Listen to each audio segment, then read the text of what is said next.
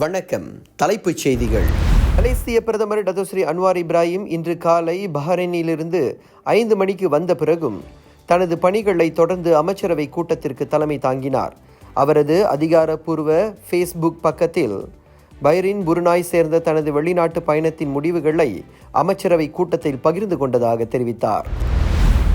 மருத்துவ காப்பீடுகளுக்கான கட்டண உயர்வு, தனியார் மருத்துவமனைகளின் கட்டண உயர்வு போன்றவை பொது நலத்துக்கு ஏற்படுத்தும் தாக்கங்களை விசாரிக்க பொது கணக்கு குழு PAC வரும் February 24 முதல் மூடப்பட்ட விசாரணைகளை மீண்டும் தொடங்க உள்ளது என PACயின் துணைத் தலைவர் த்ரேசா காக் உறுதிப்படுத்தினார்.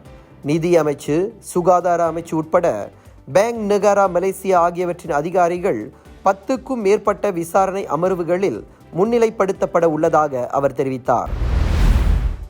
MAHB எனப்படும் மலேசிய விமான நிலையங்களின் அமைப்பின் பங்குகள் விற்பனை பாதுகாப்புக்கு எதிரானது அல்ல என போக்குவரத்து அமைச்சகம் தெரிவித்துள்ளது. மலேசிய சிவில் விமான பணியகம் CAAM, MAHB உட்பட மலேசிய காவல்துறை PDRM ஆகியவை உயர்ந்த பாதுகாப்பு நிலையை உறுதி செய்ய இணைந்து செயல்படுவதாக அமைச்சகம் தெரிவித்துள்ளது. மலேசியாவின் முன்னாள் பிரதமர் நஜீப் ரசாக்கிற்கு வழங்கப்பட்டதாக கூறப்படும் 2.6 பில்லியன் நன்கொடை வழக்கில் மேலும் விசாரணை தேவை என்று மலேசிய ஊழல் தடுப்பு ஆணையம் MACC ஆலோசனை வழங்கியுள்ளது. இந்த வழக்கை விசாரித்து வரும் நசாருடின் அமீர் 2015 சவுதி அரேபியாவில் பேரரசர் south Abdul Azeez Al Saud என்பவரை நேரில் சந்தித்த போது இன்னும் கூடுதல் ஆதாரங்கள் தேவைப்படுவதாக விளக்கினார் என்றும் கூறப்பட்டது. டத்தோ பட்டம் கொண்ட ஒரு கட்டுமான இயக்குனர் ஆன்லைன் கிரிப்டோ நாணய முதலீட்டு மோகத்தில் 26.6 மில்லியனை இழந்துள்ளார். புக்கிட் அமான் வர்த்தக குற்ற புலனாய்வு துறை இயக்குனர் டத்தோஸ்ரீ ரம்லி முகமது யூசுப் தகவலின்படி இணையத்தில் வந்த விளம்பரத்தை நம்பி இவர் ஏமாந்ததாக முதல் கட்ட விசாரணையில் தெரிய வந்துள்ளது. தற்போது இந்த மோசடியில் தொடர்புடையவர்களை கண்டுபிடிக்க போலீஸ் தீவிர விசாரணையை நடத்தி வருகின்றது. மசூதிக்குள் நுழைந்து சிறுமியை கடத்த முயன்றதோடு தகாத முறையில் நடந்து கொண்ட நபர் கைது செய்யப்பட்டுள்ளார் என்பதை போலீஸ் அதிகாரப்பூர்வமாக அறிவித்துள்ளது. உலுஸ்லேங்கோர் மாவட்ட போலீஸ் படை தலைவர் CCTV காட்சிகள் ஆதாரமாக வழக்கு பதிவு செய்யப்பட்டுள்ளது என்றார். அதோடு தீவிர விசாரணை நடத்தப்பட்டு வருவதையும் உறுதிப்படுத்தினார். ஆட்டிசம் குறைபாடு கொண்ட சென்ட் ராயன் அப்துல் மதீன் கொலை வழக்கில் 2 சிறுவர் சாட்சியங்கள் இன்று அமர்வு நீதிமன்றத்தில் சாட்சியம் அளித்தனர்.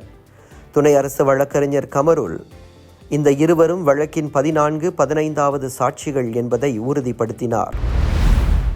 வெள்ளை மாளிகையில் கருப்பின வரலாற்று மாதத்தை கொண்டாடும் நிகழ்ச்சியில் அமெரிக்க அதிபர் டொனால்ட் ட்ரம்ப் கலந்து கொண்டார். இந்நிகழ்ச்சியில் சிறப்பு பிரமுகராக கால்ஃப் வீரர் டைகர் ஹூட்ஸும் ஆச்சரிய வருகை புரிந்திருந்தார். இதில் உரையாற்றிய ட்ரம்ப் நமது நாட்டின் முன்னேற்றத்திற்கு கருப்பின மக்கள் பல தலைமுறைகளின் சாதனைகள் காரணம் என்பதை சுட்டிக்காட்டி நீங்கள் அனைவரும் சிறந்தவர்கள் என புகழாரம் சூட்டினார். இரட்டை இலை சின்னம் தொடர்பாக திண்டுக்கல்லைச் சேர்ந்த சூரியமூர்த்தி என்பவர் தொடுத்த வழக்கில் தேர்தல் ஆணையம் விசாரணையை தொடரலாம் என சென்னை நீதிமன்றம் உத்தரவிட்டிருந்தது. இந்நிலையில் இந்திய தேர்தல் ஆணையத்திடம் அதிமுக பொதுச் செயலாளரும் முன்னாள் தமிழக முதலமைச்சருமான எடப்பாடி பழனிசாமி தரப்பில் இன்று மனு கொடுக்கப்பட்டுள்ளது.